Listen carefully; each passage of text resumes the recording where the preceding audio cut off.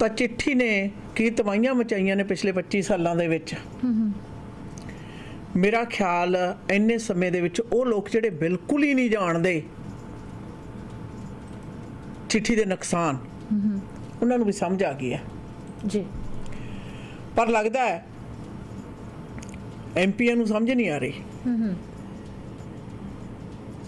25 ਸਾਲਾਂ ਦੇ ਵਿੱਚ ਇਹ ਚਿੱਠੀਆਂ ਨੇ ਭਾਈਚਾਰੇ ਦੀ ਨੁਹਾਰ ਜਿੱਥੇ ਤਬਦੀਲ ਕੀਤੀ ਆ, ਉੱਥੇ ਬਦਨਾਮ ਬੜੀ ਬੁਰੀ ਤਰ੍ਹਾਂ ਕੀਤਾ। ਹਾਂਜੀ, ਚਾਹੇ ਹੁਣ ਵਾਲੇ ਐਮਪੀ ਨੇ ਚਾਹੇ ਸਾਬਕਾ ਨੇ। ਇਹ ਚਿੱਠੀਆਂ ਦਾ ਦਾਰੋ ਮਦਾਰ ਜਿਹੜਾ ਇੱਕ ਤਰੀਕੇ ਨਾਲ ਅਡੰਬਰ ਦੇ ਤੌਰ ਦੇ ਉੱਤੇ ਭਾਈਚਾਰੇ ਦੇ ਵਿੱਚ ਪ੍ਰਚਲਿਤ ਕੀਤਾ ਗਿਆ। ਇਹਨਾਂ ਚਿੱਠੀਆਂ ਦੇ ਹੇਠਾਂ ਲੋਕਾਂ ਨੂੰ ਜਿੱਥੇ ਗੁੰਮਰਾਹ ਕੀਤਾ ਗਿਆ, ਝੂਠੇ ਦਿਲਾਸੇ ਦਿੱਤੇ ਗਏ, ਉੱਥੇ ਨਾਲ ਦੀ ਨਾਲ ਆਪਣਾ ਵੋਟ ਬੈਂਕ ਪੱਕਾ ਕੀਤਾ ਗਿਆ।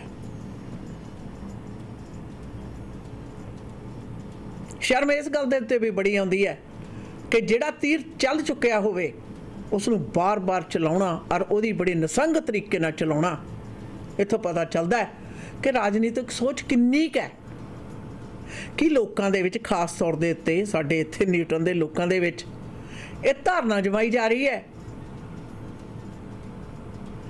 ਕਿ ਤੁਹਾਡੀ ਦੁੱਖ ਦੀ ਰਗ ਹੈ ਜਿਹੜੀ, ਉਹਦਾ ਇਲਾਜ ਉਹੀ ਚਿੱਠੀ ਹੈ। ਯਾਦ ਰਹੇ, ਇਹ ਚਿੱਠੀਆਂ ਹੋਮੋਪੈਥੀ ਦੀਆਂ ਗੋਲੀਆਂ ਨੇ। That's all it is। ਬੇਅੰਤ ਦਫਾ ਸਾਡਾ ਜਿਹੜਾ ਮੇਨ ਸਟ੍ਰੀਮ ਭਾਈਚਾਰਾ, ਉਹਨੇ ਇਸ ਚੀਜ਼ ਦਾ ਖੰਡਨ ਵੀ ਕੀਤਾ। ਆਸ਼ਾ ਨਾ ਲੋਕਾਂ ਨੂੰ ਐਜੂਕੇਟ ਕਰਨ ਦੀ ਵੀ ਕੋਸ਼ਿਸ਼ ਕੀਤੀ ਹੈ ਜੀ, ਪਰ ਇਹਦਾ ਇੰਨੀ ਬੁਰੀ ਤਰ੍ਹਾਂ ਪਸਾਰਾ ਪਾਇਆ ਪਿਆ, ਇਹੋ ਜਿਹਾ ਲੋਲੀਪੌਪ ਦਿੱਤਾ ਗਿਆ, ਵੰਡਿਆ ਗਿਆ ਕਿ ਲੋਕਾਂ ਨੂੰ ਵੀ ਇਹਦਾ ਭੁੱਸ ਵੀ ਪੈ ਗਿਆ, ਇਹਦੀ ਆਦਤ ਵੀ ਪੈ ਗਈ ਔਰ ਸੋਚਦੇ ਆ ਚਿੱਠੀ ਉਹ ਸਾਰਾ ਕੁਛ ਹੈ। ਇਹ ਚਿੱਠੀਆਂ ਦੀ ਲਿਖ ਲਿਖਾਈ ਕਾਰਗੁਜ਼ਾਰੀ ਨੇ ਕਈਆਂ ਐਮਪੀਜ਼ ਦੇ ਕੈਰੀਅਰ ਖਤਮ ਕਰਤੇ। ਜੀ, ਕਰਪਸ਼ਨ ਦੇ ਅੱਡੇ ਖੋਲ ਦਿੱਤੇ। ਗੁਨਾਹ ਕਰਨ ਦੇ ਨਾਲ ਨਾਲ ਕਾਰਗੁਜ਼ਾਰੀ ਨੂੰ ਦਾਗੀ ਬਣਾਤਾ। ਕਮਿਊਨਿਟੀ ਦੇ ਵਿੱਚ ਚਿੱਠੀਆਂ ਦੀ ਇੰਨੀ ਕੁ ਜ਼ਿਆਦਾ ਖਪਤ, ਕਪੈਸਿਟੀ ਜੀ, ਮਾਨਸਿਕ ਤੌਰ ਦੇ ਉੱਤੇ ਪੈਦਾ ਕਰ ਦਿੱਤੀ ਕਿ ਇਹਨੂੰ ਜਦੋਂ ਮਰਜ਼ੀ ਕੈਸ਼ ਕਰਾ ਲਓ। ਇਹ ਪੁੱਛਿਆ ਦੇਣ ਵਾਲੇ ਬਾਬੇ ਵਾਲੀ ਗੱਲ ਹੈ। ਚਿੱਠੀਆਂ ਦੇ ਮਾਮਲੇ ਦੇ ਵਿੱਚ ਕਿੰਨੀ ਵਾਰੀ ਤੁਹਾਡੇ ਸਾਰਿਆਂ ਨਾਲ ਮੈਂ ਗੱਲ ਕਰ ਚੁੱਕੀ ਹਾਂ। ਚਿੱਠੀਆਂ ਦੇ ਮਾਮਲੇ ਦੇ ਪੁੱਛਿਆ ਦੇਣ ਵਾਲੇ ਬਾਬੇ ਵਾਲੀ ਗੱਲ ਹੈ ਬਈ 60% ਕਾਉਂਸਲਿੰਗ ਆ, 20% ਕੰਮ ਹੁੰਦਾ ਨਹੀਂ ਤੇ 20% ਆ ਜਿਹੜਾ ਉਹ ਤੁੱਕਾ ਹੋ ਹੀ ਜਾਂਦਾ ਹੁੰਦਾ ਹੈ ਜੀ। ਔਰ ਇਸ ਸ਼ਹਿਰ ਦੇ ਬੜੇ ਤਕੜੇ ਨਾਮਵਰ ਜੋਤਸ਼ੀਆਂ ਨੇ ਮੈਨੂੰ ਆਪਣੇ ਕੋਲ ਬਿਠਾ ਕੇ ਗੱਲ ਦੱਸੀ ਹੋਈ ਹੈ। ਚਿੱਠੀਆਂ ਦੇ ਵਿੱਚ ਵੀ 60% ਤੋਂ ਉੱਤੇ ਇਹ ਸਿਰਫ ਦਿਲ ਨੂੰ ਦਿਲਾਸਾ ਦੇਣ ਵਾਲੀ ਗੱਲ ਹੈ, ਕਿਉਂਕਿ ਲਿਖਣ ਵਾਲਿਆਂ ਤੋਂ ਖੁਦ ਨਹੀਂ ਪਤਾ ਹੁੰਦਾ ਕਿੰਨੀਆਂ ਲਿਖ ਦਿੱਤੀਆਂ। ਹੈਰਾਨੀਜਨਕ ਗੱਲ ਇਹ ਹੈ, ਸਭ ਤੋਂ ਜ਼ਿਆਦਾ ਵੱਡੀ ਹੈਰਾਨੀਜਨਕ ਗੱਲ ਇਹ ਹੈ, ਆਸ਼ਾਨਾ ਇਹਦਾ ਕੋਈ ਲੇਖਾ ਜੋਖਾ ਹੈ ਹੀ ਨਹੀਂ। ਕਿਹੜੇ ਐਮਪੀ ਨੇ ਕਿੰਨੀਆਂ ਚਿੱਠੀਆਂ ਕਿਹਨੂੰ ਲਿਖ ਦਿੱਤੀਆਂ, ਕਿੱਥੇ ਲਿਖ ਦਿੱਤੀਆਂ, ਕਾਹਦੇ ਲਈ ਲਿਖ ਦਿੱਤੀਆਂ, ਇਹਦਾ ਕੋਈ ਲੇਖਾ ਜੋਖਾ ਹੈ ਨਹੀਂ।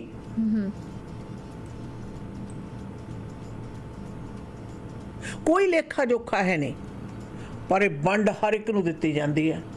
ਜਿਹੜਾ ਕੋਈ ਜ਼ਿਆਦਾ ਕਹਿ ਕੇ ਅਹਿਸਾਨ ਕਰ ਦਿੱਤਾ ਉਹਦੇ ਸਿਰ, ਅੱਖ ਨੀਵੀਂ ਕਰ ਦਿੱਤੀ, ਮਹਿਸੂਸ ਕਰਾ ਦਿੱਤਾ ਵੀ ਤੁਹਾਡੇ ਲਈ ਵਿਸ਼ੇਸ਼ ਤੌਰ ਦੇ ਉੱਤੇ ਕੀਤਾ। ਔਰ ਲਿਖਣ ਵਾਲਿਆਂ ਨੂੰ ਖੁਦ ਉਹਨਾਂ ਪਾਸ ਕੋਈ ਲੇਖਾ ਜੋਖਾ ਹੈ ਨਹੀਂ ਕਿ ਕਿਸੇ ਨੂੰ ਲਿਖੀ ਹੈ ਜਾਂ ਕਿਸੇ ਨੂੰ ਠੀਕ ਆ ਦੇ ਦਿਓ ਪਰਚੀ, ਕੰਮ ਹੋ ਗਿਆ ਤਾਂ ਠੀਕ ਆ, ਕਹਾਂਗੇ ਜੀ ਅਸੀਂ ਕਰਾਤਾ, ਜੇ ਨਹੀਂ ਹੋਇਆ ਤਾਂ ਜੀ ਕੋਈ ਗੱਲ ਨਹੀਂ, ਦੇਖਦੇ ਹਾਂ, ਕਰਦੇ ਹਾਂ, ਸੋਚਦੇ ਹਾਂ। ਔਰ ਇਹੀ ਚਿੱਠੀਆਂ ਦੀ ਲਾਗ ਤੇ ਬਿਮਾਰੀ ਹੈ ਜਿਹੜੀ ਆਦਤ ਬਣੀ ਹੋਈ ਹੈ ਨਾ ਜੀ। ਹੁਣ ਪ੍ਰਧਾਨ ਮੰਤਰੀ ਦੇ ਨਾਲ ਨਾਲ ਜਿਹੜੀਆਂ ਪੋਲੀਟੀਕਲ ਪਾਰਟੀਆਂ ਨੇ ਉਹਨਾਂ ਨੂੰ ਹੁਣ ਸ਼ਰਮਿੰਦਾ ਕਰਨ ਵਾਲੀ ਗੱਲ ਹੋਈ ਹੈ। ਹਾਂਜੀ, ਇਹਦਾ ਮਤਲਬ ਸਰਕਾਰਾਂ ਨੂੰ ਅੰਤਰਰਾਸ਼ਟਰੀ ਪੱਧਰ ਦੇ ਉੱਤੇ ਸ਼ਰਮਿੰਦਾ ਕਰਨ ਵਾਲੀ ਗੱਲ ਕਾਰਗੁਜ਼ਾਰੀ ਹੈ ਇਹ। ਬਿਲਕੁਲ।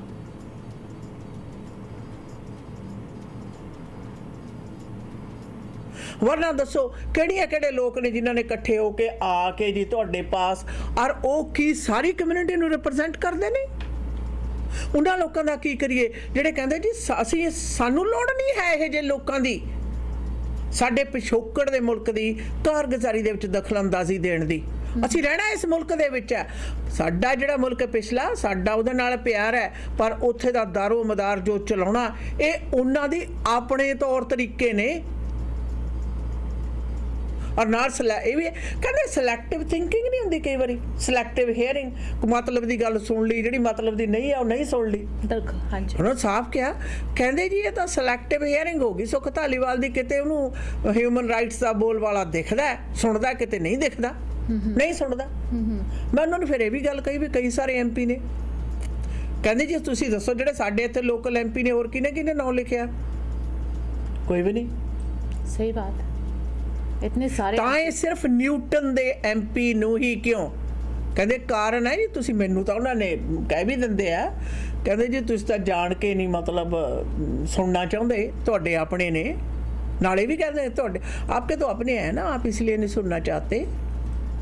ਕਹਿੰਦੇ ਸਭ ਵੋਟਾਂ ਦੇ ਲਾਲਚ ਲਈ ਸਾਡੀ ਕਮਿਊਨਿਟੀ ਨੂੰ ਵਰਤਿਆ ਜਾ ਰਿਹਾ ਹੈ। ਅਰੇ ਨਸੰਗਪੁਣਾ ਕਿ ਹੁਣ ਸਾਡੇ ਪਿਛੋਕੜ ਦੇ ਮੁਲਕ ਦੇ ਜਿਹੜੇ ਮਸਲੇ ਨੇ ਉਹਨਾਂ ਨੂੰ ਵੀ ਇੰਨੀ ਬੁਰੀ ਤਰ੍ਹਾਂ ਵਰਤਿਆ ਜਾ ਰਿਹਾ। ਕਹਿੰਦੇ ਹੁਣ ਨਵੀਆਂ ਫੇਰੀਆਂ ਪਾ ਕੇ ਆਏ ਨੇ, ਇਹੀ ਕੁਝ ਹੋਣਾ ਸੀ। ਨਾਲੇ ਵੀ ਕਹਿ ਦਿੱਤਾ ਮੈਨੂੰ।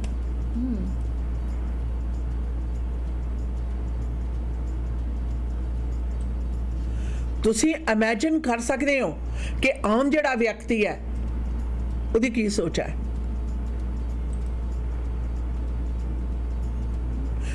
ਕੁਝ ਕੁ ਲੋਕ ਹਰ ਇੱਕ ਕਮਿਊਨਿਟੀ ਦੇ ਵਿੱਚ ਹੁੰਦੇ ਨੇ ਜਿਹੜੇ ਅਕਸਰ ਜ਼ਿਆਦਾਤਰ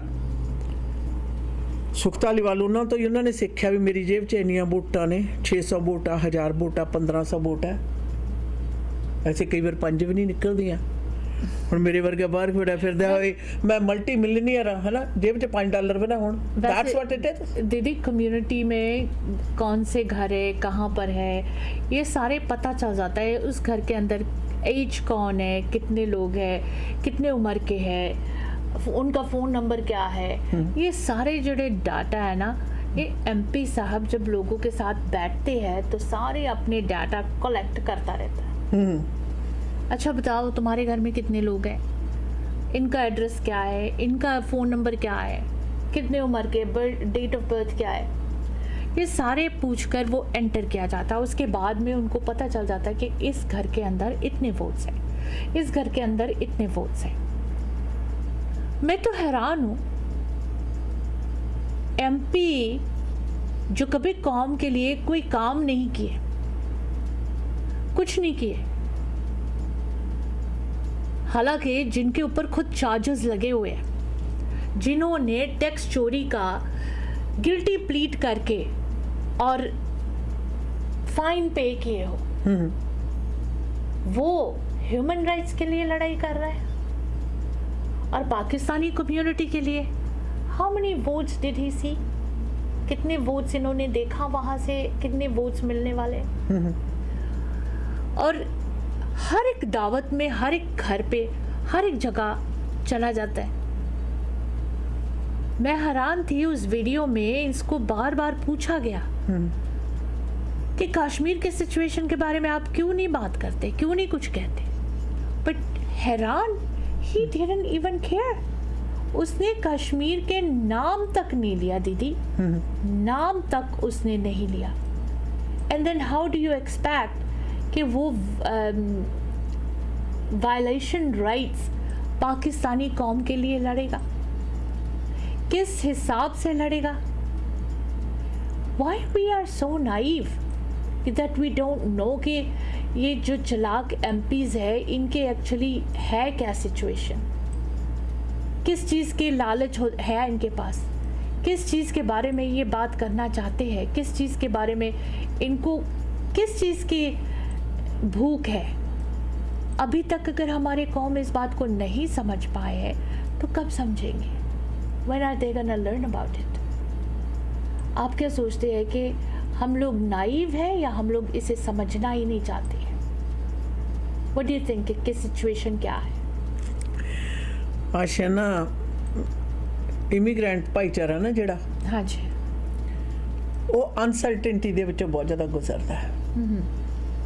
ਇੱਕ ਜਨਰੇਸ਼ਨ ਪਹਿਲਾਂ ਆਪਣੇ ਪਿਛੋਕੜ ਤੇ ਫਿਰ ਆਪਣੇ ਪੈਦਾ ਕੀਤੇ ਉਹਨਾਂ ਦੀ ਬਹਾਲੀ ਮੁੜ ਬਹਾਲੀ ਜਿਹੜੀ ਹੈ हाँ जी ਉਹ ਬਹੁਤ ਜ਼ਿਆਦਾ ਵੱਡੀ ਮਾਤਰਾ ਦੇ ਵਿੱਚ ਰਹਿੰਦੀ ਹੈ। ਡਰ ਹੈ ਨਾ ਜਿਹੜਾ, हाँ जी ਉਹ ਬਹੁਤ ਵੱਡੀ ਚੀਜ਼ ਹੈ। ਔਰ ਚਲਾਕ ਪੋਲੀਟੀਸ਼ੀਅਨ ਨੇ ਜਿਹੜੇ ਇਸ ਡਰ ਨੂੰ ਵਰਤਦੇ ਆ ਔਰ ਬੜੇ ਨਸੰਗ ਤਰੀਕੇ ਨਾਲ ਵਰਤਦੇ ਆ। ਕਹਿੰਦੇ ਆ ਮਦਦ ਲਈ ਹੱਥ ਹੁੰਦਾ, ਪਰ ਪਤਾ ਹੁੰਦਾ ਵੀ ਹਾਂ ਇਹ ਹੱਥ ਦੀਆਂ ਕਿੰਨੀਆਂ ਉਂਗਲਾਂ ਨੇ, ਇਸ ਹੱਥ ਦੀਆਂ ਕਿੰਨੀਆਂ ਉਂਗਲਾਂ ਨੇ ਔਰ ਮੈਂ ਆਪਣੇ ਲਈ ਕਿਵੇਂ ਵਰਤਣੀਆਂ ਨੇ। ਪੋਲੀਟੀਸ਼ੀਅਨ ਕੋਈ ਹੋਵੇ, ਕੋਈ ਵੀ ਪੋਲੀਟੀਕਲ ਪਾਰਟੀ ਹੋਵੇ, ਅਗਰ ਉਹ ਆਪਣੇ ਛੁਪੇ ਹੋਏ ਜਿਹੜੇ ਮਨਸੂਬੇ ਹੋਰ ਰੱਖਦੀ ਹੈ ਤੇ ਬਾਹਰ ਕੁਝ ਹੋਰ ਦਿਖਾਉਂਦੀ ਆ ਆਸ਼ਾ ਨਾ, ਉਹ ਕਦੇ ਵੀ ਮਨੁੱਖੀ ਅਧਿਕਾਰਾਂ ਦੇ ਹਿੱਤ ਦੇ ਵਿੱਚ ਨਿਬੜ ਨਹੀਂ ਸਕਦੀ, ਚਾਹੇ ਕੋਈ ਵੀ ਹੋਵੇ। ਇਹ ਨਹੀਂ ਹੈ ਕਿ ਤੁਸੀਂ ਕੀ ਕਹਿੰਦੇ ਹੋ, ਇਹ ਆ ਤੁਸੀਂ ਕਿਵੇਂ ਕਹਿੰਦੇ ਹੋ। ਔਰ ਪੋਲੀਟੀਸ਼ੀਅਨ ਜਿਸ ਤਰੀਕੇ ਨਾਲ ਗੱਲ ਕਰਦੇ ਆ ਉਹ ਤਾਂ ਸਾਫ਼ ਮਹਿਸੂਸ ਕਰਦਾ ਵਿਅਕਤੀ, ਇਨਸਾਨ ਜਿਹੜਾ ਨਾਗਰਿਕ ਹੈ ਵੀ ਹਾਂ ਇਹਨੇ ਕਰਨਾ ਕਰਾਉਣਾ ਤਾਂ ਕੁਛ ਨਹੀਂ ਗਾ, ਚਲੋ ਕਹਿ ਕੇ ਦੇਖ ਲੈਂਦੇ ਆ। ਜੇ ਤੁਹਾਨੂੰ ਕਹਿਣ ਦੇ ਪੋਲੀਟੀਸ਼ੀਅਨ ਦੇ ਸੰਬੰਧ ਦੇ ਵਿੱਚ ਜਿਹੜਾ ਵਿਅਕਤੀ ਤੁਹਾਡੇ ਟੈਕਸ ਪੇਅਰ ਦੇ ਵਿੱਚੋਂ ਉਹਦੀ ਤਨਖਾਹ ਜਾਂਦੀ ਆ, ਉਹਦੇ ਨਾਲ ਗੱਲ ਕਰਦੇ ਤੁਹਾਨੂੰ ਆਪਣੇ ਆਪ ਨੂੰ ਪਹਿਲਾਂ ਪਤਾ ਹੈ ਕਿ ਇਹਨੇ ਕਰਨਾ ਕਤਰਨਾ ਤਾਂ ਕੁਛ ਨਹੀਂ, ਚਲੋ ਕਹਿ ਕੇ ਦੇਖ ਲੈਂਦੇ ਆ। ਇੱਥੋਂ ਪਤਾ ਚੱਲਦਾ ਹੈ ਕਿ ਉਸ ਪੋਲੀਟੀਸ਼ੀਅਨ, ਉਹ ਪੋਲੀਟੀਕਲ ਪਾਰਟੀ ਦਾ ਰੈਕਡ ਕੀ ਹੈ, ਟਰੈਕ ਕੀ ਹੈ।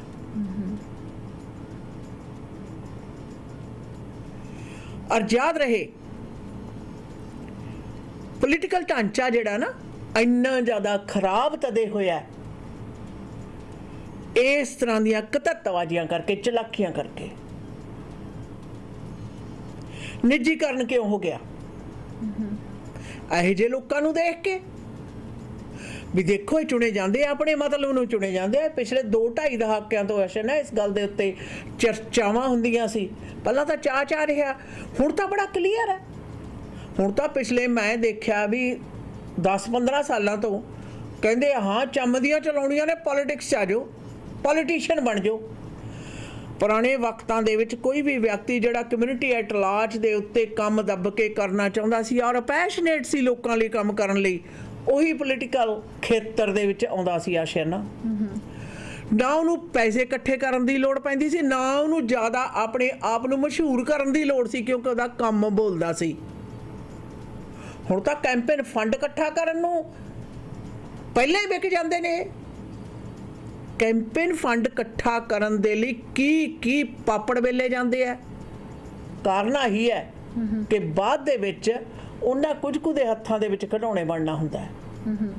ਔਰ ਬਾਕੀ ਜਿਹੜੀ ਵਾਕਈ ਪਬਲਿਕ ਨੂੰ ਜਿਹਨੂੰ ਲੋੜ ਹੈ, ਜਿਨ੍ਹਾਂ ਨੂੰ ਚਾਹੀਦਾ ਕਿ ਹਾਂ ਸਾਡਾ ਇਹ ਚੁਣਿਆ ਹੋਇਆ ਨੁਮਾਇੰਦਾ ਸਾਡੇ ਲਈ ਕੁਝ ਕਰੇ, ਉਹਨਾਂ ਤੋਂ ਸਿਵਾਏ ਬਾਕੀ ਸਾਰਿਆਂ ਦਾ ਹੁੰਦਾ।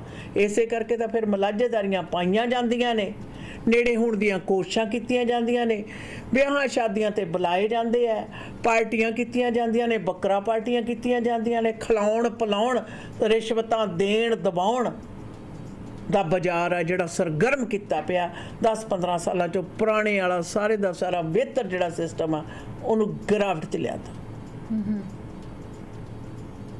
ਐਵੇਂ ਨਹੀਂ ਲੋਕਾਂ ਦਾ ਇੱਕ ਦਿਨ 'ਚ ਭਰੋਸਾ ਨਹੀਂ ਉੱਠਦਾ, ਇੱਕ ਦਿਨ 'ਚ ਕਦੇ ਭਰੋਸਾ ਨਹੀਂ ਹੁੰਦਾ ਉੱਠਦਾ। ਪਬਲਿਕ ਬਹੁਤ ਜ਼ਿਆਦਾ ਬੈਨੀਫਿਟ ਆਫ ਦਾ ਡਾਊਟ ਦਿੰਦੀ ਹੈ, ਪਰ ਜੋ ਕੁਛ ਚੱਲ ਰਿਹਾ ਬੜਾ ਨਿਰਾਸ਼ਾਜਨਕ ਹੈ। ਪਿਛਲੀਆਂ ਸਿਵਿਕ ਇਲੈਕਸ਼ਨ ਦੇ ਵਿੱਚ ਲੋਕਾਂ ਨੂੰ ਗੁੱਸਾ ਕਾਹਦਾ ਸੀ? That's what it is. बिल्कुल। खैर वापस आते हैं दोस्तों कुछ व्यापारिक संदेशों के बाद। सुनते रहिए www.mwlive.ca।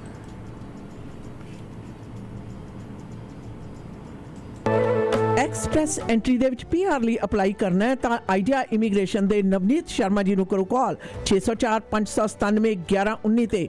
BC ਦੇ ਵਿੱਚ PNP ਜਾਂ ਫਿਰ ਸਸਕੈਚੁਅਨ ਦੇ ਵਿੱਚ SINP ਦੇ ਲਈ ਗਾਈਡੈਂਸ ਦੀ ਲੋੜ ਹੈ। ਸਟੂਡੈਂਟਸ ਨੇ ਐਪਲੀਕੇਸ਼ਨ ਫਾਈਲ ਕਰਨੀ ਹੈ। Study visa, work permit, marriage, LMIA application, owner operator ਜਾਂ ਫਿਰ investment application, caregiver nanny programme ਦੇ ਲਈ ਅਪਲਾਈ ਕਰਨ ਦੇ ਵਿੱਚ ਮਦਦ ਕਰਦੇ ਨੇ। ਆਈਡੀਆ ਇਮੀਗ੍ਰੇਸ਼ਨ ਦੇ ਦਫ਼ਤਰ ਸਰੀ ਕਲੋਨਾ ਤੇ ਰਜ਼ਾਈਨਾ ਵਿਖੇ ਨੇ। ਸਰੀ ਦਾ ਦਫ਼ਤਰ ਯਾਰਕ ਸੈਂਟਰ ਵਿਖੇ ਕੇ unit number 2097928 state 6045971119 idea immigration. जो मांगे ठाकुर अपने। ढूंढिए अपने सपनों का घर सपना भाटिया के संग। सपना एवं तन्मयी माँ बेटी की खूबसूरत जोड़ी EXP रियल्टी से, जो ढूंढेगी आपके लिए सपनों का घर या आपकी मदद करेगी घर बेचने और खरीदने में। आज ही कॉल करें 604-337-7043। जी हाँ, फिर से सुने 604-337-7043। आपके सपनों का घर सपना भाटिया के संग। ਰੋਜ਼ਾਨਾ ਖਬਰਾਂ ਵਿੱਚ assault, sexual assault, theft, driving offences ਤੇ ਹੋਰ ਬੜੇ ਕ੍ਰਿਮੀਨਲ ਐਕਟੀਵਿਟੀਜ਼ ਬਾਰੇ ਸੁਣਦੇ ਹਾਂ। ਕਈ ਵਾਰੀ ਗਊਮਾਰ ਹੋ ਜਾਂਦੀ ਹੈ। ਚਾਲਬਾਜ਼ ਲੋਕ ਸਾਊ ਬੰਦੇ ਨੂੰ ਫਸਾ ਦਿੰਦੇ ਨੇ ਤੇ ਨਾਲੇ ਕ੍ਰਿਮੀਨਲ ਚਾਰजेस ਲਗਵਾ ਦਿੰਦੇ ਨੇ। ਅਗਰ ਤੁਸੀਂ ਵੀ ਕ੍ਰਿਮੀਨਲ ਚਾਰजेस ਦਾ ਸਾਹਮਣਾ ਕਰ ਰਹੇ ਹੋ ਤਾਂ ਨੌਜਵਾਨ ਵਕੀਲ ਜੋ 4 province BC, Alberta, Manitoba, Ontario ਵਿੱਚ ਗੁੰਝਲਦਾਰ ਕੇਸਸ ਜਿੱਤੇ ਹਨ, ਕ੍ਰਿਮੀਨਲ ਲਾਇਰ ਗਗਨ ਨਾਹਲ। ਅੱਜ ਹੀ ਕਰੋ ਕਾਲ ਕ੍ਰਿਮੀਨਲ ਕੇਸ ਜਿੱਤਣ ਦੇ ਵਿੱਚ ਮਾਹਰ ਵਕੀਲ ਗਗਨ ਨਾਹਲ ਨੂੰ 604-527-4769 6625152 A Street, Surrey. For all criminal charges, call Gagan Nahal 604-527-4769. सिमर, राज, मीरा, अमर सारे कहते चलो हवेली बिस्ट्रो। आज तो हद हो गई। हीरो ने भी कहा शाम नू चलदे आ हवेली बिस्ट्रो। ये हवेली बिस्ट्रो की है जी? ਹਵੇਲੀ ਬੀਸਟੋ 7488 ਕਿੰਗ ਜਾਰਜ ਬੁਲੇਵਾਰਡ ਦੇ ਉੱਪਰ ਬਿਹਤਰੀਨ ਖਾਣੇ ਖਾਣ ਤੇ ਜਸ਼ਨ ਮਨਾਉਣ ਦੀ ਥਾਂ ਹੈ। ਤੁਸੀਂ ਵੀ ਸ਼ਾਮ ਦੋਸਤਾਂ ਮਿੱਤਰਾਂ ਨਾਲ ਮਨਾਉਣਾ ਚਾਹੁੰਦੇ ਹੋ ਜਾਂ ਫਿਰ ਘਰ ਪਰਿਵਾਰ ਦੇ ਨਾਲ ਚੰਗੀ ਤਰ੍ਹਾਂ ਬੈਠ ਕੇ ਵਧੀਆ ਫੈਸਿਲਿਟੀ ਚ ਲਾਜਵਾਬ ਖਾਣੇ ਦਾ ਆਨੰਦ ਮਾਣਨਾ ਹੈ ਤਾਂ ਚਲੋ Haveli bistro. Unit number 3507488 King George boulevard 604-503-1266 Haveli bistro. Media ways ਦੇ ਪਲੇਟਫਾਰਮ ਤੋਂ ਜੀ ਪ੍ਰੋਗਰਾਮ ਦੇ ਵਿੱਚ ਗੱਲਬਾਤ ਚੱਲ ਰਹੀ ਹੈ, ਖਾਸ ਤੌਰ ਦੇ ਉੱਤੇ ਚਿੱਠੀ ਦੇ ਸੰਬੰਧ ਦੇ ਵਿੱਚ ਜਿਹੜੀ ਕਿ ਕੈਨੇਡਾ ਦੇ ਪ੍ਰਧਾਨ ਮੰਤਰੀ ਜਸਟਿਨ ਟਰੂਡੋ ਹੋਰਾਂ ਨੂੰ ਲਿਖੀ ਗਈ ਹੈ। ਇਹਦੇ ਵਿੱਚ ਇੱਕ ਸਵਾਲ, ਇੱਕ ਨੁਕਤਾ ਹੋਰ ਵੀ ਖੜਾ ਹੋਇਆ ਸ਼ਨ। ਉਹ ਨੁਕਤਾ ਸੀਗਾ ਕਿ ਇਸ ਤਰ੍ਹਾਂ ਦੀਆਂ ਚਿੱਠੀਆਂ ਲਿਖ ਕੇ ਪ੍ਰਧਾਨ ਮੰਤਰੀ ਕਾਫੀ ਜ਼ਿਆਦਾ ਆਪਣੇ ਸੈਂਸਿਟਿਵ ਸੁਭਾਅ ਦੇ ਨੇ ਔਰ ਉਹਨਾਂ ਤੋਂ ਜਿਸ ਪ੍ਰਕਾਰ ਦੀ ਕਹਿੰਦੇ ਕਾਰਗੁਜ਼ਾਰੀ ਦੀ ਉਮੀਦ ਕੀਤੀ ਜਾਂਦੀ ਹੈ ਉਹਦੀ ਪੂਰਤੀ ਕਰਦੇ ਕਰਦੇ ਹਾਂਜੀ ਕਹਿੰਦੇ ਸਾਡੇ ਮੁਲਕ ਦਾ, ਕੈਨੇਡੀਅਨ ਸਰਕਾਰ ਦਾ ਜਿਹੜਾ ਅਕਸ ਹੈ ਉਸ ਨੂੰ ਢਾਹ ਲਾਉਣ ਦੀਆਂ ਕੋਸ਼ਿਸ਼ਾਂ ਨਹੀਂ ਕੀਤੀਆਂ ਜਾ ਰਹੀਆਂ। ਇਹ ਵੀ ਸਵਾਲ ਉੱਠਿਆ। ਮੈਂ ਕਿਹਾ ਜੀ ਉਹ ਕਿਸ ਤਰ੍ਹਾਂ? ਹਾਂਜੀ ਤਾਂ ਫਿਰ ਉਹਨਾਂ ਨੇ ਉਦਾਹਰਨ ਦਿੱਤੀ। ਕਹਿੰਦੇ ਪ੍ਰਧਾਨ ਮੰਤਰੀ ਦੇ ਸੁਭਾਅ ਦਾ ਨਜਾਇਜ਼ ਫਾਇਦਾ ਉਠਾਉਂਦੇ ਹੋਏ ਇਸ ਤਰ੍ਹਾਂ ਕੇਸ ਪੇਸ਼ ਕੀਤਾ ਜਾਂਦਾ ਹੈ ਕਿ ਕੈਨੇਡਾ ਦਾ ਮਨੁੱਖੀ ਅਧਿਕਾਰਾਂ ਦੇ ਖੇਤਰ ਦੇ ਅੰਤਰਗਤ ਫਟਾਫਟ ਇੰਟਰਵੀਨ ਕਰਨ ਦਾ ਜ਼ਰੂਰਤ ਹੈ, ਯਕਦਮ, ਛੇਤੀ ਤੋਂ ਛੇਤੀ। ਕਹਿੰਦੇ ਜਦੋਂ ਸਾਹਮਣੇ ਵਾਲੇ ਮੁਲਕ ਦੀ ਸਰਕਾਰ ਉਹਨਾਂ ਨੂੰ ਪੁੱਠਾ ਜਵਾਬ ਦਿੰਦੀ ਹੈ ਤਾਂ ਫਿਰ ਕਹਿੰਦੇ ਇਹਦੇ 'ਚ ਇਨਸਲਟ ਹੀ ਹੈ। ਇਨਸਲਟ ਨਹੀਂ ਤਾਂ ਹੋਰ ਕੀ ਹੈ? ਹਵਾਲਾ ਉਹਨਾਂ ਨੇ ਪੁਰਾਣੇ ਪਿਛੋਕੜ ਦਾ ਵੀ ਦਿੱਤਾ, ਜੋ ਕੁਝ ਵਾਪਰਿਆ ਪਿਛਲੇ ਕੁਝ ਸਾਲਾਂ ਦੇ ਵਿੱਚ। ਕਹਿੰਦੇ ਹੁਣ ਪਾਕਿਸਤਾਨ ਤੋਂ ਕੈਨੇਡਾ ਦੀ ਬੇਇੱਜ਼ਤੀ ਕਰਾਉਣਾ ਚਾਹੁੰਦੇ ਆ। ਜਦੋਂ ਮੈਨੂੰ ਉਹਨਾਂ ਨੇ ਇਹ ਗੱਲ ਕਹੀ, ਮੈਂ ਕਿਹਾ ਉਹ ਕਿਸ ਐਂਗਲ ਤੋਂ ਜੀ? ਕਹਿੰਦੇ ਪ੍ਰਧਾਨ ਮੰਤਰੀ ਦੀ ਯਾਤਰਾ ਭੁੱਲ ਗਈ ਤੁਹਾਨੂੰ? ਕੋਈ ਵੀ ਮੁਲਕ ਹੈ ਜਿਹੜਾ ਖਾਸ ਤੌਰ ਦੇ ਉੱਤੇ ਬਹੁਤੀ ਵਸੋਂ ਵਾਲੇ, ਧਾਰਾਵਾਹਿਕ ਸੋਚ ਵਾਲੇ ਜਿਹੜੇ ਮੁਲਕ ਨੇ, ਉਹ ਆਪਣੇ ਅੰਦਰੂਨੀ ਮਾਮਲਿਆਂ ਦੇ ਵਿੱਚ ਕਿਸੇ ਵੀ ਹੋਰ ਮੁਲਕ ਦੀ ਦਖਲ ਅੰਦਾਜ਼ੀ ਬਰਦਾਸ਼ਤ ਨਹੀਂ ਕਰਦੇ। ਉਹ ਮੁਲਕ ਨੇ, ਹਿੰਦੁਸਤਾਨ ਹੋਵੇ ਚਾਹੇ ਪਾਕਿਸਤਾਨ ਹੋਵੇ, ਜਿਹੜੇ ਕਿ ਟ੍ਰੈਡੀਸ਼ਨਲੀ ਪੁਰਖਪਤੀ ਜਿਹੜੀ ਆ ਸੋਚ ਆ ਉਹਦੇ ਅੰਤਰਗਤ ਅੱਜ ਵੀ ਚੱਲਦੇ ਆ। ਨਾਲ ਉਹਨਾਂ ਨੇ ਮੈਨੂੰ ਇਹ ਵੀ ਉਦਾਹਰਨ ਦਿੱਤੀ, ਤੁਹਾਡੇ ਘਰ ਦੇ ਵਿੱਚ ਕੋਈ ਮਸਲਾ ਹੋਵੇ, ਤੁਸੀਂ ਪਸੰਦ ਕਰੋਗੇ ਕਹਿੰਦੇ ਕਿ ਵੀ ਕਿਤੇ ਚੌਥੀ ਪੱਤੀ ਦੇ ਵਿੱਚੋਂ ਆ ਕੇ ਤੁਹਾਨੂੰ ਕੋਈ ਮੱਤਾਂ ਦੇਵੇ ਜਾਂ ਤੁਹਾਨੂੰ ਦੱਸੇ ਵੀ ਤੁਸੀਂ ਐਂ ਨਹੀਂ ਕਰ ਸਕਦੇ, ਤੁਸੀਂ ਐਂ ਕਰ ਸਕਦੇ ਹੋ? ਮੈਂ ਚੌਥੀ ਪੱਤੀ 'ਚ ਜਾਣ ਦੀ ਕੀ ਲੋੜ ਹੈ? ਨਾਲ ਦੇ ਗੁਆਂਢ ਦੇ ਘਰ ਦੇ ਵਿੱਚ ਹੀ ਜਾ ਕੇ ਦੱਸ ਦਿਓ ਵੀ ਤੁਸੀਂ ਐ ਨਹੀਂ ਜੀ ਕਰਨਾ ਚਾਹੀਦਾ, ਤੁਹਾਨੂੰ ਇਸ ਤਰ੍ਹਾਂ ਕਰਨਾ ਚਾਹੀਦਾ। ਉਹ ਵੀ ਬਰਦਾਸ਼ਤ ਨਹੀਂ ਕਰਦੇ। ਕਹਿੰਦੇ ਫਿਰ ਤੁਸੀਂ ਮੈਨੂੰ ਇੰਝ ਦੱਸੋ ਵੀ ਕੈਨੇਡਾ ਸਰਕਾਰ ਹੈ ਜਿਹੜੀ ਉਹ ਪਾਕਿਸਤਾਨ ਦੀ ਸਰਕਾਰ ਨੂੰ ਮੱਤਾਂ ਦੇਵੇਗੀ?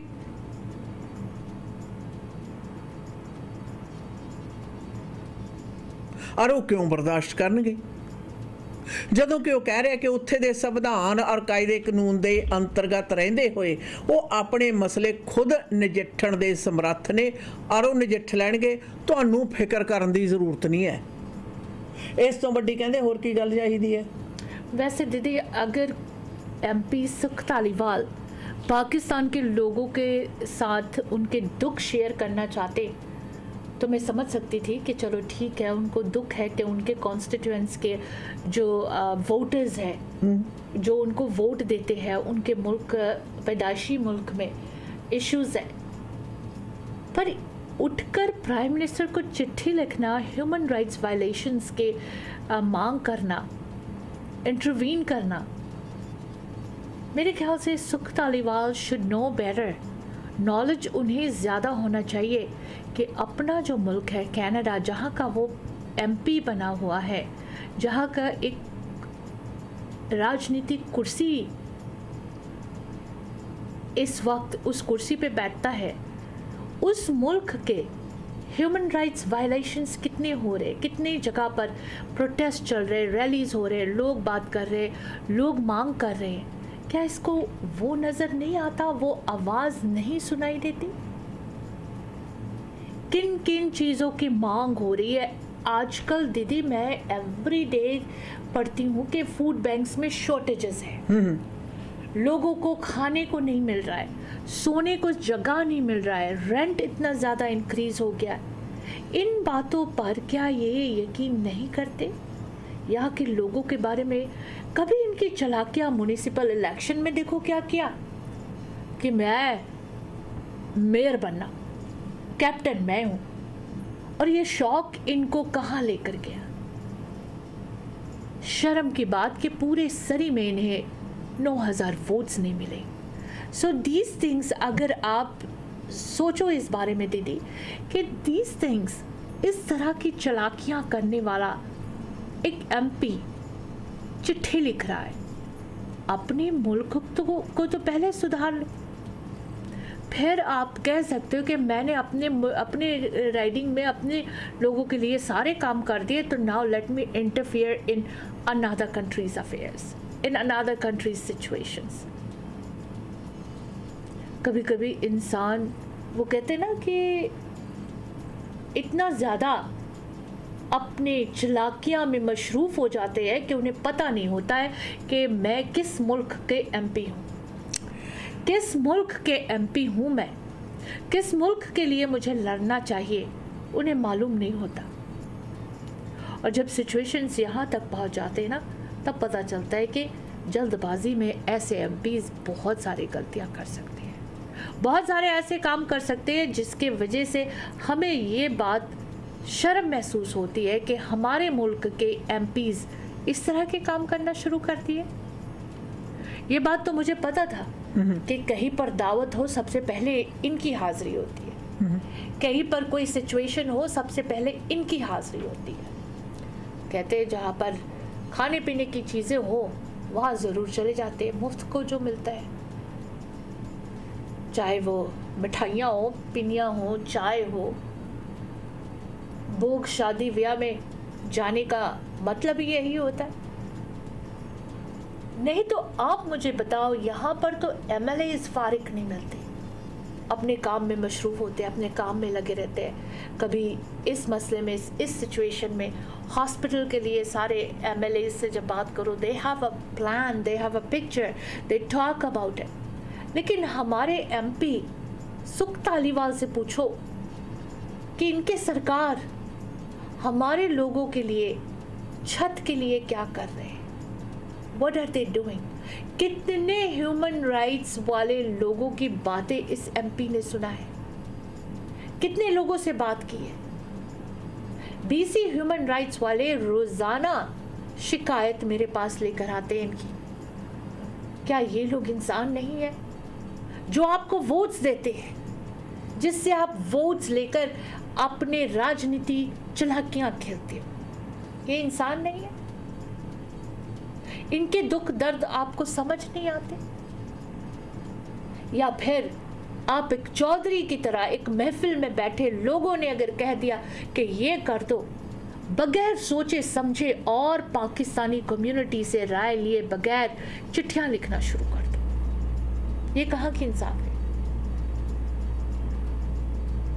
Are you supposed to be voice of Canadians? Are you supposed to look in the matters of what the Canadians are going through? MPs, जहाँ तक मैं जानती हूँ, कैनेडियंस की हर एक इश्यूज के लिए ये MPs को खड़ा होना होता है, लेकिन हम ये देखते नहीं है। We don't see all this. लोग आके बताते हैं कि MP के दरवाजे पे चले जाओ तो 2-3 हफ्ते के अपॉइंटमेंट मिलती है। इतना बिजी है MP होता है, किस चीज़ में बिजी? यही इस तरह की चिट्ठियां लिखने में। इमिग्रेशन चिट्ठियों के लिए तो बदनाम थे, इमिग्रेशन चिट्ठियों के लिए बातचीत इतना ज़्यादा सिर्फ इस मुल्क में नहीं, भारत में, पाकिस्तान में और सारे मुल्कों में इस बारे में बातचीत हो रही है। अच्छा, इमिग्रेशन की, अच्छा वो MP सुख धालीवाल ने देता। इस तरह की बातें तो शरेआम लोग कर रहे थे, लेकिन मुझे इतना नहीं समझ था कि इस तरह के इंटरफियरेंस लेटर इंटरवीन करने के लिए, दूसरे मुल्कों के ह्यूमन राइट्स की सिचुएशन में इंटरवीन करने के लिए चिट्ठियां भी लिखते हैं। BC ह्यूमन राइट्स वालों ने इनसे बात करने की बड़ी कोशिश की, मदद मांगने की बड़ी कोशिश की, लेकिन सिचुएशन अलग है, कुछ और है। अपने मुल्क में वो वायलेशंस होवे, वो किसी को नहीं पता होना चाहिए, वो कोई इसके बारे में बात नहीं करना चाहिए, लेकिन दूसरे मुल्क में अगर थोड़ी सी भी कुछ प्रॉब्लम आ जाती है, उसके लिए हमारे MPs यहाँ से चिट्ठियाँ लिखने की कोशिश करने शुरू कर देते हैं। This is what we are seeing, this is what we are hearing, and why? कई बार मैं सोचती हूँ कि एक दागदार MP जिसको कई बार सीट मिल चुके हैं, क्या वो इस बारे में सोचते नहीं है कि लाओ चलो, मेरी इतनी गलतियों के बावजूद भी लोग मुझे वोट दे रहे हैं, लाओ मैं कौम के लिए, अपने इस मुल्क के कैनेडियंस के लिए तो वफादार बनूं, ये चालाकियां वोट बैंक वाली ना खेलो, ये तो सोच सकते हैं ना। For how long are we gonna go through all this? कितने और टर्म्स हमें इन बातों को सहना पड़ेगा कि हमारे जो पॉलिटिशियंस हैं वो कैनेडियंस के लिए खड़े होंगे, कैनेडियंस के लिए काम करेंगे, ना कि इस तरह की चिट्ठियां लिखना शुरू कर दें, इस तरह चिट्ठियों के लिए बदनाम हो गए। ये सारी बातें जब तक हमारी कम्युनिटी एक्सेप्ट ना करे कि इस तरह के पॉलिटिशियंस ही हमें हमेशा हमारे जो सर है वो नीचा करते हैं, इस तरह के पॉलिटिशियंस ही हमें बदनाम करते हैं, जब तक हम लोग इस बात को एक्सेप्ट ना कर लें और हमें इस बात को पता होवे कि इस तरह के लोगों से हमें कोई उम्मीद नहीं होती है, तो महफिलें सजा सजा कर, दावतें दे देकर, इनको खिला पिला के इस तरह से सेहतमंद नहीं करते। जब महफिल में आते हैं तो इनसे सवाल पूछना चाहिए, और ऐसे सवाल पूछना चाहिए कि इन लोगों को पता होवे कि कौम जाग रही है, सोए नहीं है। लेकिन हमारी कम्युनिटी के कुछ लोगों को चापलूसी करने की बड़ी आदत है। महफिल सजा लो, बुला लो जी, लोगों को इकट्ठे कर लो, MP को दिखा दो, देखो इतने लोग मेरे मुट्ठी में है, क्योंकि MP जो हमेशा लोगों की पार्टीज की अपनी मुट्ठी में लेकर चलते हैं, तो वही कुछ तो लोग भी सीख रहे हैं MP से, कि लोगों को अपने घर पे, अपने महफिल में बुला लो और MP को दिखाओ कि ये देखो हमारे मुट्ठी में इतने वोट्स हैं। अफसोस हमारे कौम के लोग ऐसे हैं, हमारे कौम के लोग ये काम करते हैं, और फिर ये MPs, ये पॉलिटिशियंस, ये तो चाहते ही यही है दीदी, this is all they want.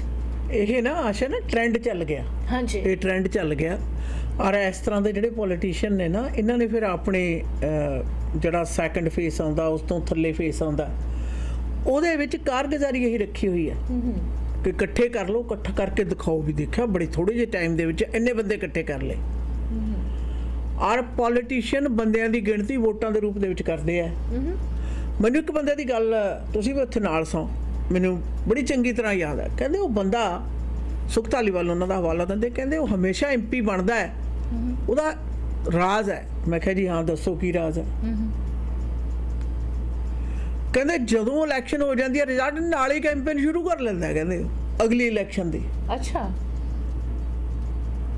ਔਰ ਉਹ ਕਹਿੰਦੇ ਉਹੀ ਨਿਰੰਤਰ ਚੱਲਦਾ। ਮੈਂ ਕਿਹਾ ਜਿਹੜਾ ਬੰਦਾ ਅੱਜ ਜਿੱਤ ਕੇ 4 ਸਾਲ ਕੰਮ ਕਰਨ ਵੱਲ ਨੂੰ ਤਵੱਜੋ ਨਾ ਦੇ ਕੇ 4 ਸਾਲ ਬਾਅਦ ਆਉਣ ਵਾਲੀ ਇਲੈਕਸ਼ਨ ਦੇ ਵਿੱਚ ਜਿੱਤਣ ਦੀ ਕਾਰਗੁਜ਼ਾਰੀ ਲਈ ਆ, ਇੱਕ ਗੱਲ ਤਾਂ ਪੱਕੀ ਹੈ ਵੀ ਉਹ ਸੈਲਫ ਸੈਂਟਰਡ ਆ। ਉਹ ਸਿਰਫ ਆਪਣਾ ਹੀ, ਆਪਣੇ ਬਾਰੇ ਹੀ ਸੋਚਦਾ, ਲੋਕਾਂ ਬਾਰੇ ਨਹੀਂ। बिल्कुल ਔਰ ਮੋਸਟ ਅਨਸਿਕਿਉਰ ਹੈ, ਮਾਫ ਕਰਨਾ ਇਨਸਿਕਿਉਰ ਹੈ। ਕਿਉਂਕਿ ਕੋਈ ਵੀ ਵਿਅਕਤੀ ਜਿਹਨੂੰ ਪਤਾ ਵੀ ਹਾਂ ਮੈਨੂੰ ਇਹ ਮੌਕਾ ਮਿਲਿਆ, ਜ਼ਿੰਦਗੀ 'ਚ ਇੱਕ ਵਾਰੀ ਮੌਕਾ ਮਿਲਿਆ, ਇਹ 4 ਸਾਲ ਮੈਨੂੰ ਜਿਹੜਾ ਟਾਈਮ ਮਿਲਿਆ ਇਹਦੇ ਵਿੱਚ ਮੈਂ ਦੱਬ ਕੇ ਕੰਮ ਕਰਨਾ ਹੈ, ਉਹਦੇ ਪਾਸ ਤਾਂ ਆਸ਼ਾਨਾ ਆਪ ਦੀ ਰੋਟੀ ਖਾਣ ਨੂੰ ਵੇਲ ਨਹੀਂ ਹੁੰਦਾ। ਉਹਨੇ ਗੇੜਾ ਪਿੰਡ 'ਚ ਕਾਹਦੇ ਲਈ ਦੇਣ ਜਾਣਾ ਹੈ? ਉਹਨੂੰ ਤਾਂ ਇਹ ਆ ਵੀ ਮੇਰੇ ਪਾਸ 4 ਸਾਲ ਹੈ ਜਿਹੜਾ ਟਾਈਮ ਮਿਲਿਆ, ਘੱਟ ਗਿਣਤੀ ਦੀ ਸਰਕਾਰ ਦੇ ਵਿੱਚ 2-2.5 ਸਾਲ, ਮੈਂ ਇੰਨੇ ਟਾਈਮ ਦੇ ਵਿੱਚ ਵੱਧ ਤੋਂ ਵੱਧ ਕੰਮ ਕਰ ਲਵਾਂ, ਕਿਉਂਕਿ ਇਹ ਮੌਕਾ ਹਰ ਇੱਕ ਨੂੰ ਨਹੀਂ ਮਿਲਦਾ। बिल्कुल ਉਹਨੂੰ ਤਾਂ ਮੈਂ ਕਹਾਂਗੀ ਕਿ ਯੈਸ, ਇਹ ਅਸਲੀ ਪੋਲੀਟੀਸ਼ੀਅਨ ਆ। ਸਾਨੂੰ ਇਸ ਤਰ੍ਹਾਂ ਦੇ ਪੋਲੀਟੀਸ਼ੀਅਨਸ ਦੀ ਕੈਨੇਡਾ ਦੇ ਵਿੱਚ ਜ਼ਰੂਰਤ ਹੈ, ਜਿਹੜੇ ਦਿਨ ਰਾਤ ਇੱਕ ਕਰਦੇ ਨੇ, ਜਿਨ੍ਹਾਂ ਨੂੰ ਆਪਣੇ ਆਪ ਦੀ ਸੁੱਧ ਨਾ ਰਹੇ, ਆਮ ਲੋਕਾਂ ਦੇ ਲਈ ਹੱਕ ਲਈ ਗੱਲ ਕਰਨ, ਹੱਕ ਲਈ ਗੱਲ ਹੀ ਨਾ ਕਰਨ, ਕੰਮ ਕਰਨ, ਨੀਤੀਆਂ ਪੜ੍ਹਨ, ਨੀਤੀ ਘਾੜਿਆਂ ਦੇ ਵਿੱਚ ਮਦਦ ਕਰਨ, ਤਾਂ ਕਿ ਬਦਲਦੇ ਸਮਾਜ ਔਰ ਬਦਲਦੀਆਂ ਪ੍ਰਸਥਿਤੀਆਂ ਦੇ ਹਾਣੀ ਬਣ ਕੇ ਕੈਨੇਡਾ ਨੂੰ ਬਿਹਤਰ, ਹੋਰ ਬਿਹਤਰ ਬਣਾਉਣ ਦੀਆਂ ਕੋਸ਼ਿਸ਼ਾਂ ਲਈ ਲਾਮਬੰਦ ਹੋਣ, ਨਾ ਕਿ ਅਗਲੀ ਇਲੈਕਸ਼ਨ ਦੇ ਵਿੱਚ ਜਿੱਤਣ ਦੇ ਲਈ। ਇਹ ਤਾਂ ਸੈਲਫ ਸੈਂਟਰਡ ਆ, ਇਹ ਤਾਂ ਡੇਰੇ ਵਾਲੇ ਸਾਧ ਵਾਲੀ ਗੱਲ ਹੋਈ। बिल्कुल। खैर वापस आते हैं कुछ व्यापारिक संदेशों के बाद। सुनते रहिए www.mwlive.ca। ਓਹੋ ਰਾਤ ਦੇ 2 ਵੱਜ ਗਏ, ਭੁੱਖ ਨਾਲ ਢਿੱਡ 'ਚ ਚੂਹੇ ਦੌੜਦੇ ਨੇ। ਚੱਲ ਇਹਨਾਂ ਨੂੰ ਵੀ ਖਿਲਾ ਪਿਲਾ ਦਿੰਨੇ ਆ। ਪਾਇਲ ਬਿਜ਼ਨਸ ਸੈਂਟਰ 'ਚ ਪਾਇਲ ਚਾਟ ਹਾਊਸ 24 ਆਵਰ ਖੁੱਲ੍ਹਦੇ ਨੇ। ਸਵੇਰੇ 4 ਵਜੇ ਤੋਂ ਲੈ ਕੇ 11 ਵਜੇ ਤੱਕ ਹਰ ਤਰ੍ਹਾਂ ਦੇ ਪਰੌਂਠਿਆਂ ਦਾ ਬਣੋ ਆਨੰਦ। ਬਾਕੀ 24 ਘੰਟੇ ਹਰ ਤਰ੍ਹਾਂ ਦੇ ਤੰਦੂਰੀ, ਵੈਜ, ਨਾਨ ਵੈਜ ਖਾਣੇ ਆਰਡਰ ਕਰੋ ਜਾਂ ਫਿਰ ਬੈਠ ਕੇ ਖਾਓ। 604-596-1990। ਪਾਇਲ ਚਾਟ ਹਾਊਸ ਆਉਣ ਲੱਗੇ ਬਿੱਟੂ ਲਈ ਗੋਟ ਮੀਟ ਵੀ ਲੈ ਆਵਾਂਗੇ। ਹੋਰ ਤਾਂ ਹੋਰ, ਪਾਰਟੀ 100 ਬੰਦੇ ਤੱਕ ਦੀ ਕੇਟਰਿੰਗ ਘਰ ਜਾ ਕੇ ਤੰਦੂਰ ਲਾ ਕੇ ਕਰਦੇ ਨੇ। ਅੱਜ ਹੀ ਕਰੋ ਕੇਟਰਿੰਗ ਬੁੱਕ 604-518-7444। ਪਾਇਲ ਚਾਟ ਹਾਊਸ। ਆ ਕਿਹੜਾ ABC ਪੀਜ਼ਾ ਤੇ ਆਰਡਰ ਕੀਤਾ ਨਾ, ਇਹਦੇ ਵਿੱਚ ਢੰਗ ਦੀ ਵੈਜੀ ਨਾ ਚੀਜ਼ ਹੈ। ਚੱਲ ਇਹਦਾ ਖੜਾ ਛੱਡ, ਮੈਂ ਤੈਨੂੰ ਵੈਜੀ ਗਾਰਡਨ ਪੀਜ਼ਾ ਦਾ ਸ਼ਾਨਦਾਰ ਪੀਜ਼ਾ ਖਿਲਾਉਣੀ ਆ। ਇੱਕ ਵਾਰੀ ਖਾ ਲਿਆ ਫੇਰ ਨਹੀਂ ਭੁੱਲਦੀ। 100% ਰੈਨਟ ਫ੍ਰੀ ਚੀਜ਼ ਦੀ ਵਰਤੋਂ ਕਰਦੇ ਆ। ਗਲੂਟਨ ਫ੍ਰੀ ਪੀਜ਼ਾ ਵੀ ਖਾਸ ਤੌਰ ਤੇ ਬਣਾਉਂਦੇ ਆ। 2 ਨੂਡਲਸ ਜਾਂ ਮਨਚੂਰੀਅਨ ਦੇ ਆਰਡਰਸ ਲਓ ਤਾਂ ਤੀਸਰਾ ਫ੍ਰੀ। ਇੱਕ ਆਰਡਰ ਰਾਈਸ ਜੀਰਾ ਦਾ ਤਾਂ ਦੂਸਰਾ ਫ੍ਰੀ। ਨਵੇਂ ਬੇਹੱਦ ਸਵਾਦੂ ਹਨੀ ਚਿਲੀ ਪੋਟੈਟੋਸ ਦਾ ਇੱਕ ਆਰਡਰ ਲਓ, ਦੂਸਰਾ free. Veggie garden pizza, your number 103-8383-128 street, 604-507-3007। Veggie garden pizza. ਮੋਰਨੀ ਵਾਂਗਾ ਤੁਰਨ ਦਾ ਮਜ਼ਾ ਤਾਂ ਗੁੱਡ ਡੀਲ ਕਾਰਪੈਟਸ ਤੇ ਫਲੋਰਿੰਗ ਤੇ ਹੀ ਆਉਂਦਾ। ਘਰ ਬਣਾ ਰਹੇ ਹੋ ਜਾਂ ਰੈਨੋਵੇਟ ਕਰ ਰਹੇ ਹੋ ਤਾਂ good deal carpets and flooring limited ਵਾਲਿਆਂ ਨਾਲ ਗੱਲ ਕਰੋ, ਜਿੱਥੇ ਆਲਾ ਦਰਜੇ ਦੇ ਕਾਰਪੈਟਸ, ਹਾਰਡਵੁੱਡ ਫਲੋਰਸ ਹੀ ਨਹੀਂ ਬਲਕਿ ਲੈਮੀਨੇਟ, ਵਾਈਨਲ ਤੇ ਕਾਰਪੈਟ ਟਾਈਲਸ ਵੀ ਮਨਪਸੰਦ ਦੇ ਲਓ। Unit number 12-7788-132 street. ਸੇਲਸ ਤੇ ਇੰਸਟਾਲੇਸ਼ਨ ਲਈ ਕਰੋ ਕਾਲ ਸਨੀ ਪਰਮਾਰ 604-505-6462 ਜਾਂ ਫਿਰ Happy Arora 604-338-9443। Good deal carpets and flooring limited. Mortgage ਕਿਸੇ ਵੀ ਪ੍ਰਕਾਰ ਦੀ ਲੈਣੀ ਹੈ ਤਾਂ ਐਂਕਰ ਮੌਰਗੇਜ ਕੈਨੇਡਾ ਨੂੰ ਸੰਪਰਕ ਕਰੋ। Residential, commercial, construction, private mortgage ਜਾਂ ਫਿਰ ਰੀਫਾਈਨੈਂਸ ਤੇ ਇਕਵਿਪਮੈਂਟ ਫਾਈਨੈਂਸ ਲੈਣ ਦੇ ਲਈ ਇੱਕ ਹੀ ਨਾਮ ਐਂਕਰ ਮੌਰਗੇਜ ਕੈਨੇਡਾ ਤੁਹਾਡੀ ਮਦਦ ਕਰਨਗੇ। ਔਰ ਇਹਨਾਂ ਦੇ ਏਜੰਟਸ ਨੂੰ ਵੱਡੇ ਬੈਂਕਾਂ ਨਾਲ ਲੰਮਾ ਸਮਾਂ ਕੰਮ ਕਰਨ ਦਾ ਤਜਰਬਾ ਹੈ। ਨਵੇਂ ਬ੍ਰੋਕਰ ਵੀ ਹਾਇਰ ਕਰ ਰਹੇ ਹਨ। ਵਧੇਰੇ ਜਾਣਕਾਰੀ ਲਈ ਕਰੋ ਸੰਪਰਕ 778-880-2345। Unit number 204-2589 seeder park place, Abbotsford. Anchor mortgage Canada. ਲੈ पहले केक ऑर्डर करा फिर वैनकूवर जावा वापस सरे आना फिर तक केक कटन ले देर हो जाना। ਹੁਣ ਇੰਨਾ ਖੁਆਰ ਹੋਣ ਦੀ ਲੋੜ ਨਹੀਂ। ਸਰੀ ਵਾਲਿਆਂ ਨੇ ਹੀਰਾ ਲੱਭ ਲਿਆ। ਵੇਗਸ ਦੇ ਫ੍ਰੈਂਚ ਪੇਸਟਰੀ ਸਕੂਲ ਤੋਂ ਸਿੱਖਿਆ ਪ੍ਰਾਪਤ ਨੌਜਵਾਨ ਬੇਕਰ ਜੁਝਾਰ ਸਿੰਘ ਮਾਨ ਨੇ ਸਰੀ ਦੇ ਵਿੱਚ ਖੋਲ ਦਿੱਤੀ ਹੈ ਮਾਨ ਐਂਡ ਕੋ ਬੇਕ ਸ਼ਾਪ। ਹਰ ਰੋਜ਼ ਹਰ ਮੌਕੇ ਲਈ ਕਸਟਮ ਮੇਡ ਕੇਕਸ ਤੇ ਪੇਸਟਰੀਜ਼ ਤਿਆਰ ਬਰ ਤਿਆਰ ਮਿਲਦੇ ਨੇ। 604 503 1353 ਤੇ ਕਰੋ ਕਾਲ। ਵੈਡਿੰਗ ਕੇਕਸ ਦੇ ਵਿੱਚ ਸਪੈਸ਼ਲਿਟੀ ਹੈ ਬੜੀ ਬਰੀਕੀ ਤੇ ਰੀਝਾਂ ਨਾਲ ਤਿਆਰ ਕਰਦੇ ਨੇ ਕੇਕਸ ਕੱਪ ਕੇਕਸ ਪੇਸਟਰੀ ਤੇ ਨਾਲ gulab jamun cake George. Quality ਨੂੰ ਤਰਜੀਹ ਦੇਣ ਵਾਲਾ ਹਿਡਨ ਜੈਮ ਦਾ ਪਤਾ ਹੈ 1341171 A Avenue 604 503 1353।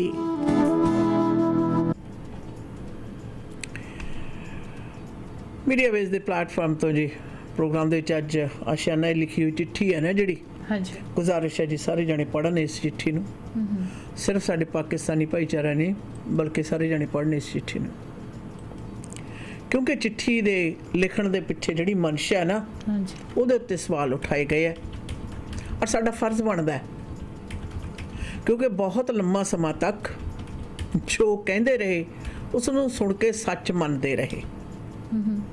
ਇਹਦੇ ਵਿੱਚ ਕੋਈ ਸ਼ੱਕ ਨਹੀਂ ਹੈ ਪਰ ਹੁਣ ਇਸ ਲਿਖੀ ਹੋਈ ਚਿੱਠੀ ਦੇ ਉੱਤੇ ਉਹ ਵਿਚਾਰ ਜਿਹੜੇ ਕਿ ਸਤਰਕ ਵਿਚਾਰ ਨੇ ਔਰ ਜਿਹੜੇ ਕਿ ਮਨਸ਼ਾ ਦੇ ਪਾਰਖੂ ਨੇ हाँ जी ਉਹਨਾਂ ਵੱਲੋਂ ਉਠਾਈ ਆਵਾਜ਼ ਦਾ ਜਾਣਨਾ ਜ਼ਰੂਰੀ ਹੈ। ਨਾਲੇ ਵੀ ਗੱਲ ਕਹੀ ਗਈ ਅੱਗੇ ਤਾਂ ਕਹਿੰਦੇ ਕਦੇ ਪਾਕਿਸਤਾਨ ਦੇ ਵਿੱਚ ਜਿਵੇਂ ਕੁਝ ਹੋਇਆ ਨਹੀਂ ਹੁੰਦਾ ਉਹਦੇ ਲਈ ਤਾਂ ਚਿੱਠੀਆਂ ਨਹੀਂ ਲਿਖੀਆਂ ਗਈਆਂ।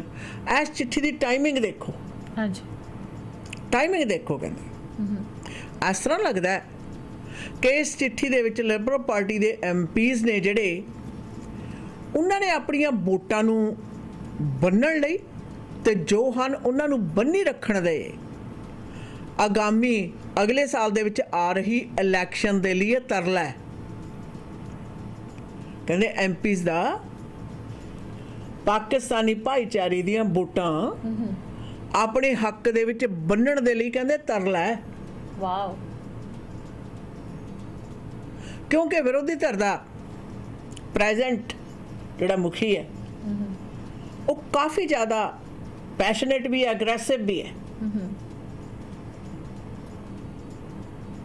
ਵੈਸੇ ਵੀ ਸਰਕਾਰ ਘੱਟ ਗਿਣਤੀ ਦੀ ਹੈ ਉਹਦੇ ਵਿੱਚ ਕਹਿੰਦੇ ਇਹ ਤਰਲ ਹੈ ਜੀ That's ਔਰ ਖਾਸ ਤੌਰ ਦੇ ਉੱਤੇ ਆਸ਼ਾ ਨਾ ਸੋਰੀ ਇਹ ਜਿਹੜੀ ਚਿੱਠੀ ਹੈ ਇਹ ਪਾਕਿਸਤਾਨੀ ਭਾਈਚਾਰੇ ਦੇ ਨਾਲ ਸੰਬੰਧਿਤ ਜਾਂ ਸਾਡੇ ਜਿਹੜਾ ਮੁਸਲਿਮ ਭਾਈਚਾਰਾ ਉਸ ਜਿਹੜਾ ਸੰਬੰਧਿਤ ਹੈ ਉਹਦੇ ਨਾਲ ਸੰਬੰਧ ਰੱਖਣ ਵਾਲੇ ਜ਼ਿਆਦਾਤਰ ਚੁਣੇ ਹੋਏ ਨੁਮਾਇੰਦਿਆਂ ਦੇ ਇਹਦੇ ਵਿੱਚ ਹਰਤਾਕਸ਼ ਨੇ। वैसे दीदी चिट्ठियों के बारे में बात करते कहते कि जो एमपीज है उनको तो उनके कॉन्स्टिट्यूएंट्स के लोगों को चिट्ठियां भेजना चाहिए। They should be sending letter to the MP कि तुमने ये काम किया अच्छा किया या this is what we want to get it done. लेकिन यहाँ तो उल्टा देख रहे कि एमपी लिख ले रहा है चिट्ठी बेस्ड ऑन देयर कॉन्स्टिट्यूएंट्स के दूसरे मुल्क को लिख रहा है कि अपने मुल्क को सुधारो। ये हमारे एमपी चिट्ठी लिख रहा है हाँ सोचना इसको। हालांकि एमपी को चिट्ठियां लिखना चाहिए कि आपने ये काम किया है अच्छा किया है आपने ये काम नहीं किया आपको ये काम करना चाहिए। This is what MP should be actually receiving letters not writing letters like this कि तुमने न्यूटन के लिए जी बहुत बड़ा काम किया है तुमने न्यूटन में इतना अच्छा काम किया है सारे रास्ते इतने अच्छे हैं इंफ्रास्ट्रक्चर इतना अच्छा है आपने तो हमारा न्यूटन को पता नहीं 7वें आसमान पर पहुंचा दिया है। इस तरह की चिट्ठियां एमपी को जाना चाहिए ना कि एमपी उठा के चिट्ठियां लिख के प्राइम मिनिस्टर को भेज रहा है कि देखो जी पाकिस्तान में ये सिचुएशन है हर तरफ तो तूने किया है यूक्रेन में किया है यहाँ किया वहाँ किया फलाना किया लो अब पाकिस्तान के लोगों को भी हेल्प करो। हालांकि पाकिस्तान में सिचुएशन कंट्रोल कर लिया गया है। पाकिस्तान में वो कहते हैं कि हम अपने सिचुएशन को कंट्रोल करेंगे और नहीं होगा जब एट द एंड होगा then they might ask for help. लेकिन इस वक्त तो पाकिस्तान सरकार ने कोई हेल्प नहीं मांगी पाकिस्तान के लोगों ने वहाँ से कोई हेल्प नहीं मांगी। Situation was in situation was like this कि जो गलत काम हो रहे थे, लेकिन they are getting things under control. लेकिन हमारे एमपी को बहुत ज़्यादा प्रॉब्लम हो गई। वो कहते हैं जस्टिन ट्रूडो वहाँ क्यों नहीं इंटरवीन कर रहा है, यहाँ जो कनाडा के मसले है उसमें इंटरवीन करने के बारे में ये एमपी नहीं कह रहा। दूसरे मुल्क के सिचुएशन में जाकर जी दखल अंदाज करो। मैं बड़ी हैरान हूँ कि बीसी ह्यूमन राइट्स वाले कई बार हमारे प्लेटफॉर्म में आकर ये बात कही कि एमपी सुख तालीवाल से हम मिलना चाहते हैं, हमें मिलते नहीं है, हम उसको काम के लिए कहते हैं, वो क्या करते ही नहीं है। लेकिन आज हैरानी की बात है कि MP is more interested in other countries. अब कोई इस एमपी को बता दे कि पाकिस्तान के एमपी नहीं हो तुम यहाँ इस मुल्क में ब्रिटिश कोलंबिया में सरी के न्यूटन राइडिंग के एमपी हो। ये कोई इस एमपी को समझा दे, शायद इनको पता नहीं चल रहा। He you think you are Pakistan MP. I just can't understand। हमारे इस न्यूटन राइडिंग में कितने सिचुएशंस ऐसे हैं जहां पर लोगों को हेल्प चाहिए, लोग अपसेट है। दीदी अस्पताल में चले जाओ, आज मैं शॉपर्स ड्रग मार्ट गई थी, वहां पर तकरीबन आवर एंड 15 मिनट्स के वेट है। एंड सिचुएशन इतना था कि लोग वहां लड़ाइयाँ करना शुरू कर देते, कहते कि यू नो व्हाट, इतने देर हो गए, मैं अपने प्रेस्क्रिप्शन ड्रॉप किया, I am so sick and I can not pick up my prescription. वहाँ पर फार्मासिस्ट से लड़ाई करना शुरू करते थे। ये सिचुएशंस हमारे इस मुल्क में है, कनाडा के ये सिचुएशंस हैं। एमपीज दूसरे मुल्क के सिचुएशन सुधारने चले गए, अपने मुल्क को कौन सुधारेगा? जिसके लिए तुम्हें वोट देकर एमपी बनाया गया, आवाज उठाने के लिए, जहां पर इश्यूज आ रहे उसे सॉल्व करने के लिए। लेकिन नहीं, ये MPs are more interested in other countries affairs. अपने मुल्क में, अपने इर्द गिर्द, अपने राइडिंग के अंदर क्या हो रहा है इनको पता नहीं चल रहा। लोग सड़कों पर होते हैं, लोग every gas station you go to, वहाँ पर कोई ना कोई होमलेस घूमेगा जो कहेगा कि मैंने आज खाना नहीं खाया, मुझे पैसे चाहिए, मुझे खाना चाहिए। ये एमपीज को ये सारा कुछ नहीं नजर आ रहा? क्या ये लोग नहीं गैस स्टेशन में जाते हैं गैस भरने के लिए? इनको नहीं पता चलता कि क्या सिचुएशन है यहाँ पर? और ये ह्यूमन राइट्स की बात कर रहे हैं दूसरे मुल्कों के। अपने मुल्क में देखो क्या क्या हो रहा है, हाउ थिंग्स आर हियर। हमारे यहाँ पब्लिक सेफ्टी की इतनी बड़ी कंसर्न है, क्या ये एमपी ने कभी हमारा सहारा बना कि लाओ मैं ओपनली एसपीएस के बारे में बात करूं कि इस शहर को एसपीएस चाहिए, हमें आरसीएमपी नहीं चाहिए जो ऑटोवा से परमिशंस लेकर आते हैं। हमें चाहिए वो पुलिस फोर्स जो फौरन एक्शन ले सके और वो एसपीएस कर सकते हैं। ये एमपी से कभी आपने सुना कि डिड ही से समथिंग लाइक दैट? नहीं सुना हम लोगों ने। ये सिचुएशन हमें पता ही नहीं चला कि ये एमपी हमारे लिए ये काम कर सकता है। फिर हम लोग कैसे ऐसे एमपी को वोट देकर कभी कामयाब करेंगे?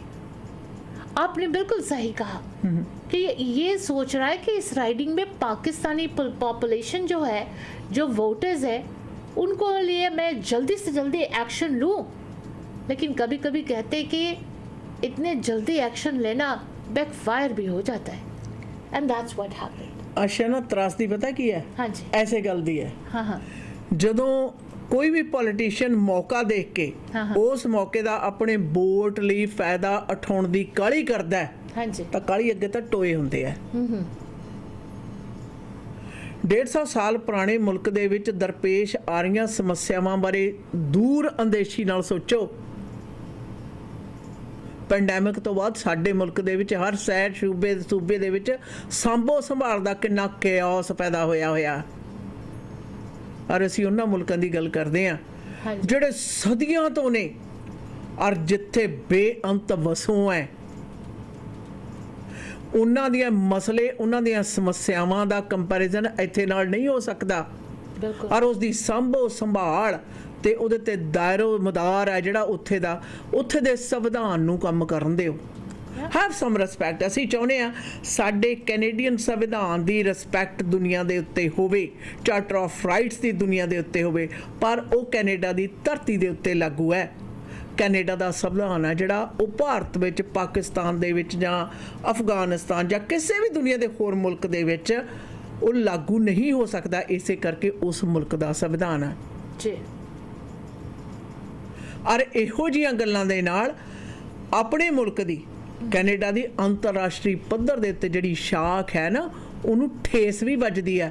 ਹੋ ਸਕਦਾ ਤੁਹਾਡੀਆਂ ਸਿਆਸੀ ਰੋਟੀਆਂ ਨੇ ਜਿਹੜਾ ਉਹ ਸੇਕਣ ਦੇ ਲਈ ਤੁਹਾਨੂੰ ਮੁੱਦਾ ਬੜੀ ਮੁਸ਼ਕਲ ਨਾਲ ਹੱਥ ਆਇਆ, ਲਓ ਜੀ ਫਟਾਫਟ ਜਾਓ ਜੀ, ਇੰਜ ਕਰੋ, ਵੋਟਾਂ ਪੱਕੀਆਂ ਹੋ ਜਾਣਗੀਆਂ, ਹਾਰਾ ਨਾਰਾ ਮਾਰਦੇ ਆ, ਹਾਂ ਆਵਾਜ਼ ਬੁਲੰਦ ਕਰਦੇ ਆ।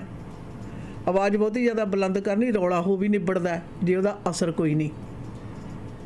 ਅੱਜ ਦਾ ਜ਼ਮਾਨਾ ਆਵਾਜ਼ ਬੁਲੰਦ ਕਰਨ ਦਾ ਨਹੀਂ, ਬਲਕਿ ਆਪਣੇ ਨਾਗਰਿਕਾਂ ਦੇ ਹਿੱਤ ਦੇ ਵਿੱਚ ਸਹੀ ਫੈਸਲਾ ਕਰਨ ਲਈ ਵਧੀਆ ਦਲੀਲ ਦੇਣ ਦਾ ਹੈ। ਔਰ ਜਿਸ ਦਿਨ ਸਾਡੇ ਪੋਲੀਟੀਸ਼ੀਅਨ ਨੂੰ ਦਲੀਲ ਦੇਣ ਦੀ ਜਾਂਚ ਆਏਗੀ, ਔਰ ਉਹ ਤਦ ਹੀ ਆਏਗੀ ਜੇ ਉਹ ਬਾਕੀ ਆਪਣੇ ਕੰਮ ਦੇ ਲਈ ਪੈਸ਼ਨੇਟ ਹੋਣਗੇ, ਨਾ ਕਿ ਮੌਕਾ ਮਿਲਿਆ। ਇਹ ਤਾਂ ਫਿਰ ਉਹੀ ਗੱਲ ਹੋਗੀ, ਜਿੱਥੇ ਦੇਖੀ ਤਬਾਹ ਭਰਾਤ ਉੱਥੇ ਕੱਟੀ ਰਾਤ। ਹਰ ਕੰਮ ਜੇ ਪੋਲੀਟੀਸ਼ੀਅਨ ਸਿਰਫ ਔਰ ਸਿਰਫ ਵੋਟਾਂ ਦਾ ਆਧਾਰ ਜਾਂ ਵੋਟਾਂ ਨੂੰ ਰੱਖ ਕੇ ਅੱਗੇ ਸੋਚਦਾ, ਉਸ ਨੂੰ ਉਸ ਦੀ ਰੱਜ ਕੇ ਨਿਖੇਧੀ ਕਰਦੇ ਆ ਜੀ, ਉਸ ਨੂੰ ਨਕਾਰ ਦੇਣਾ ਚਾਹੀਦਾ। 21ਵੀਂ ਸਦੀ ਦਾ ਤੀਜਾ ਦਹਾਕਾ ਚੱਲ ਰਿਹਾ ਹੈ, ਔਰ ਇਸ ਦੇ ਵਿੱਚ ਅਗਰ ਅਸੀਂ ਨਾ ਲਾਮਬੰਦ ਹੋਏ ਤਾਂ ਕੈਨੇਡਾ ਦੇ ਵਿੱਚ ਬਹੁਤ ਨਸਲੀ ਸਮਾਜ ਹੈ, ਦੁਨੀਆ ਭਰ ਦੀ ਠੀਕਰੀ ਜਮ੍ਹਾਂ ਹੋਈ ਹੈ, ਤਾਂ ਕਿ ਕੱਲ ਪ੍ਰਧਾਨ ਮੰਤਰੀ ਹਰ ਮੁਲਕ ਤੋਂ ਆਏ ਲੋਕਾਂ ਦੇ ਉੱਥੇ ਹੋ ਰਹੀਆਂ ਕਾਰਗੁਜ਼ਾਰੀਆਂ ਦੇ ਉੱਤੇ ਸਵਾਲ ਉਠਾਵੇ ਜਾਂ ਉਹਨਾਂ ਨੂੰ ਸਿੱਖਿਆ ਦੇਵੇ ਕਿ ਤੁਸੀਂ ਆਪਣਾ ਮੁਲਕ ਇਸ ਪ੍ਰਕਾਰ ਚਲਾਓ। ਔਰ ਜੋ ਸਾਰੇ ਮੁਲਕਾਂ ਦੇ ਪ੍ਰਧਾਨ ਜਿਹੜੇ ਨੇ ਉਹ ਕੈਨੇਡਾ ਨੂੰ ਕੱਲ ਨੂੰ ਸਿਖਾਉਣਾ ਸ਼ੁਰੂ ਕਰ ਦੇਣ, ਤੁਸੀਂ ਆਪਣਾ ਮੁਲਕ ਇੱਦਾਂ ਚਲਾਓ, ਤਾਂ ਕਿ ਅਸੀਂ ਚਲਾਵਾਂਗੇ। Have some common sense, it's about time. ਗੱਲ ਵੋਟਾਂ ਤੋਂ ਉੱਠ ਕੇ, ਵੋਟਾਂ ਨੋਟਾਂ ਦੇ ਐਨਕ ਹੈ ਜਿਹੜੀ ਉਹ ਉਤਾਰ ਕੇ ਪਬਲਿਕ ਸਰਵਿਸ ਨੂੰ ਮੁੱਖ ਰੱਖ ਕੇ ਕੀਤੀ ਜਾਵੇ। आप तो शर्मिंदा हो ना, देश ਨੂੰ शर्मिंदा ना करो। खैर एमपी सुख तालीवाल का जल्दबाजी चिट्ठी लिखना जस्टिन ट्रूडो को कि पाकिस्तान के ह्यूमन राइट्स इश्यूज को के लिए इंटरवीन करो। हालांकि कश्मीर में बहुत सारे मसले ऐसे हुए जब ऐसे एमपीज को खड़े होना चाहिए था, बातचीत करना चाहिए था, बट नहीं की। और भी कई सिचुएशंस जिस तरह से अपने न्यूटन राइडिंग में ताज पार्क के सामने जो हुआ उसके लिए एमपी सुख तालीवाल ने क्यों नहीं बात की? क्यों नहीं जस्टिन ट्रूडो को कहा कि पब्लिक सेफ्टी इशू हुई है, लोगों को मार कुटाई की गई है and this is what's happening. उस वक्त एमपी ने कोई आवाज़ नहीं उठाई। रोज़ाना बीसी ह्यूमन राइट्स वाले कुछ ना कुछ मसले लेकर सामने आते हैं, लेकिन एमपी साहब बिल्कुल चुप, खामोश।